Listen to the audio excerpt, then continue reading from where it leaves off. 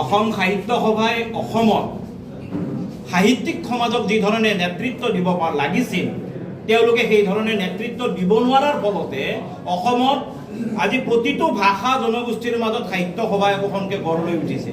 তেওঁলোকে প্ৰথমে এইটোৱেই নাজানিলে যে তেওঁলোকে অসমৰ সাহিত্য সভা নে অসমীয়া ভাষাৰ সাহিত্য সভা নে অসমৰ সাহিত্য সভা।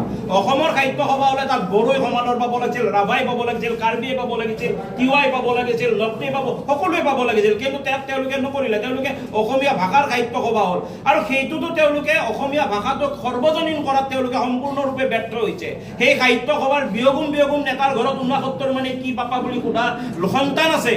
গতিকে তেওঁলোকে এতিয়া আমাৰ কামৰূপীয়া ভাষাত যিটো কথা কওঁ যে সৰা চুলিৰে খোপা বান্ধিব বিচৰা, তেওঁলোকে এতিয়া বাংলাদেশী মুছলমানৰ ওচৰত আঁচু লৈ অসমীয়া ভাষা ৰক্ষা কৰিব খোজাটো এক হাস্যকৰ, গৰিহণাদায়ক, নিন্দনীয় কাম। গতিকে এনেকুৱা কথা ডক্টৰ বসন্ত গোস্বামী ডাঙৰীয়া আগলৈ নক'বলৈ আমি ইতিমধ্যে সকলো সকিয়নি দিছোঁ। আজি পুনৰবাৰ আপোনালোকৰ মাধ্যমেৰে আমি তেওঁক এই সকিয়নি দিছোঁ, তেওঁ যিমানে কথা নকলেও তেওঁৰ যিটো চৰিত্ৰ বাংলাদেশী মুছলমান প্ৰীতি চৰিত্ৰ, এই চৰিত্ৰ তেওঁ সংশোধন কৰি লওক।